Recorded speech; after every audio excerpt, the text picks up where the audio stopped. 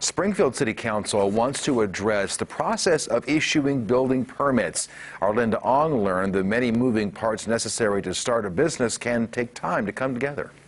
David, to get the city's approval for a building development permit can take quite a bit of time.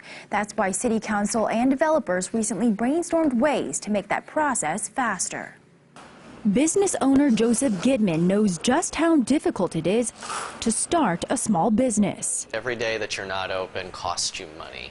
And so the race is to get to that magic day when you can open and you see the numbers start, gradually going back the other direction. But that race can get weighed down by the city's building development permit process, required when major structural changes like plumbing and ceilings are needed for a business to open. This process takes longer usually than you think it's going to. Longtime developer Samuel E. Coriel says Public Works, Planning, and City Utilities must all sign off before a project is a go. And if one of them is not signing off, then you can't get your permit, which means you can't get started, and you've got people on bulldozers waiting to go, and they can't.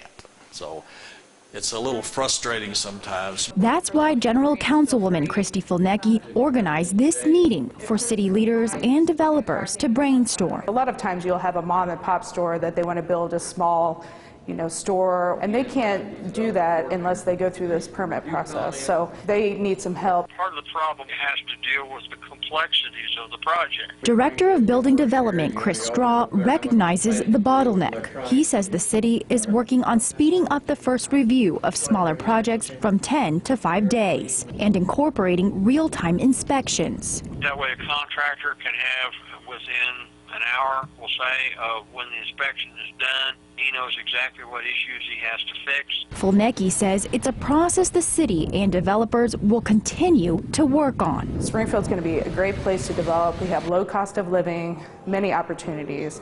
So we want to make sure that we're competitive in Springfield for developers and all kinds of businesses.